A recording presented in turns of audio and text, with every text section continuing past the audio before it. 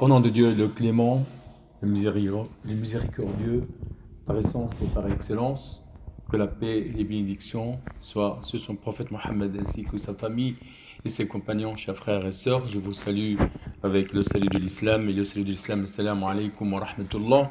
Le thème de ce dernier vendredi de ce mois de Shawwal, c'est sur le sens, les catégories et l'objectif de rizq. Rizq, c'est un mot clé qui est très difficile de traduire. Tantôt, il est dit une rémunération, un apport. Allah subhanahu wa ta'ala, il a donné, c'est une donation. Et donc, vous allez trouver différentes définitions de ce terme. Et donc, je resterai avec ce terme de rizq. Allah subhanahu wa ta'ala, il a dit: en vérité, ton Seigneur étend ses dons largement à ce qu'il veut, ou il les accorde avec parcimonie. Il est sur ses serviteurs parfaitement connaisseurs et clairvoyants. Il dit dans un autre verset: et ne tuez pas vos enfants par crainte de pauvreté. C'est nous que nous attribuons leur subsistance, tout comme à vous. Les tuer, c'est vraiment un énorme péché. La subsistance est tantôt ce que Dieu nous donne, donc c'est une donation, une dotation, et tout ce qui en profite, tôt ou tard, pour inclure ce qui est permis et ce qui est interdit. Et donc, ce rizq, c'est là à l'infini, il n'est pas limité par le temps, il est limité par la vie de chaque personne. En fait, il y a ce rizq qui est innombrable, on ne peut pas le quantifier, le limiter. Il n'est pas fini, ni limité et fini. Et donc, il est en relation avec chaque individu. Donc, chaque individu, il a un apport, il a une partie de rétribution ici-bas et à l'au-delà, et il est en fonction de sa vie. Et donc, cette subsistance, c'est ce qui profite tôt ou tard pour inclure ce qui est permis et ce qui est interdit. Allah subhanahu wa ta'ala, il a dit: c'est lui qui a fixé des montagnes au-dessus d'elle, l'a béni, il a assigné ses ressources alimentaires en 4 jours d'égale durée. Telle est la réponse à ceux qui t'interrogent. Et il dit: reniez-vous l'existence de celui qui a créé la terre en 2 jours et lui donnez-vous des égaux? Tel est le Seigneur de l'univers. Donc tout ce qu'on vit ici-bas, quel que soit notre besoin de ce rizq, est-ce que c'est un rizq qui est matériel ou un rizq qui est immatériel comme la foi et qu'on va élucider par après. Donc tout cela, il n'y a pas de limite. Allah subhanahu wa ta'ala, il a créé l'être humain, il a créé tout l'univers et il lui a donné cette rétribution, cette dotation dont il a besoin. Donc tout ce dont les habitants de la terre ont besoin, qu'ils soient croyants ou pas croyants. Et donc il y a beaucoup d'exemples à ce niveau-là. On va pas s'arrêter là. Et leur nombre auprès de Dieu est connu, car cela a été préparé pour les habitants de la terre, tel que on a besoin. Et là, il y a des gens qui limitent seulement ce rizq à l'argent. C'est une partie de cette rizq. L'argent, c'est une partie infime.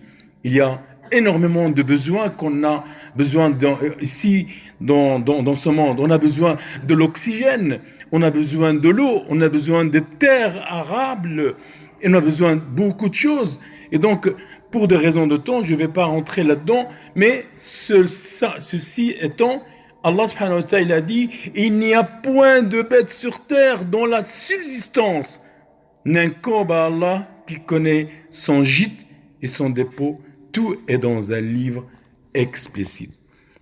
Alors, il y a, comme je l'ai dit auparavant, il y a plusieurs catégories de rizq. Même la définition, je ne saurais pas vous traduire un mot qui joue tout ce rizq, mais je resterai dans rizq pour qu'on ait une idée. La première de moyens de subsistance, c'est un moyen de subsistance par excellence, c'est la croyance en Dieu, la foi en Dieu est le moyen de subsistance le plus important pour nous en tant que musulmans. Chers frères et sœurs, le deuxième, y compris l'esprit, la raison, la santé, l'ouïe, la vue, tous les mouvements de l'être humain que vous utilisez, qu'on peut utiliser et qu'il y a des gens qui n'ont pas, c'est une donation d'Allah subhanahu wa ta'ala, c'est un rizq d'Allah subhanahu wa ta'ala. Troisième, c'est l'argent net, c'est le patrimoine, c'est la richesse que l'être humain peut avoir. Et là, la législation, il a légiféré, il a codifié, il a cadré ce qu'on appelle la propriété de l'être humain. Donc la nature de la propriété et l'outil aussi de l'appropriation qu'il a légiféré. Et le quatrième, c'est le bien-être. Ce qui est donné à quelqu'un après la foi vaut mieux que le bien-être. Et combien obtient-il la subsistance que nous sommes aujourd'hui dans ces recherches? Il y a des gens qui ont des milliards et qui vivent le malheur. Il y a des gens qui n'ont rien et qui vivent la simplicité dans un bonheur extraordinaire parce qu'ils vivent leur foi avec un bien-être extraordinaire. Et Allah subhanahu wa ta'ala, il a dit, vous n'adorez que des idoles en dehors d'Allah et vous forgerez un mensonge. Ce que vous adorez en dehors d'Allah ne présente aucun moyen pour vous procurer de la nourriture. Recherchez votre subsistance auprès d'Allah, adorez-le et soyez lui reconnaissant. C'est à lui que vous serez ramenés. Cette question de reconnaissance, Allah subhanahu wa ta'ala, il nous a donné un rizq. Nous, comment on va se comporter? Et il y a des catégories de personnes il y a des gens qui sont en pleine gratitude à Allah subhanahu wa ta'ala et ils sont reconnaissants. Il y a des gens qui sont en pleine ingratitude avec Allah subhanahu wa ta'ala et qui ne donnent pas le droit de ce bienfait qu'Allah subhanahu wa ta'ala nous donne dans ce rizq, et que il y a des gens qui recherchent le halal avec leur travail, avec leur rizq et leur acquisition de halal. Et donc les conditions des gens, après il y a de l'argent, une classe de gens qui voient qu'ils sont tous de Dieu, ça veut dire que tout provient de Dieu, et qu'ils ont un devoir de partager avec les autres dans deux choses qui sont importantes, à savoir le monde légal et la zakat qu'Allah subhanahu wa ta'ala il a légiféré à chaque musulman. Donc ceci est dépensé pour les pauvres et les proches d'une façon halal. Une autre catégorie n'en fait pas partie je l'espère qu'on ne fait pas partie, ce sont des gens qui sont en pleine ingratitude. Et là, il y a deux gens. Ils disent c'est à nous, c'est comme Qarun qui dit que c'est moi, c'est ma science, c'est moi qui a fait, je n'ai aucun devoir envers quelle que soit sa nature. Et il dit, Allah subhanahu wa ta'ala dans la sourate Al-Qasas, c'est par une science que je possède que ceci m'est venu. C'est Qarun qui parle. Ne savait-il pas qu'avant lui, Allah avait fait périr des générations supérieures à lui en force et plus richesse en biens. Et les criminels ne sont pas interrogés sur leurs péchés. Donc, tout ce qu'on a, quelle que soit la méthodologie, quel que soit l'outil d'acquérir ce bien, cette donation, vient d'Allah subhanahu wa ta'ala. Si Allah, il veut nous priver de ce bien, il peut nous priver d'une façon ou d'une autre. Il est le créateur et le pourvoyeur par excellence. Oui, chers frères et sœurs, sa famille s'admirait alors qu'il était arrogant. Alors méfiez-vous d'être de ce type.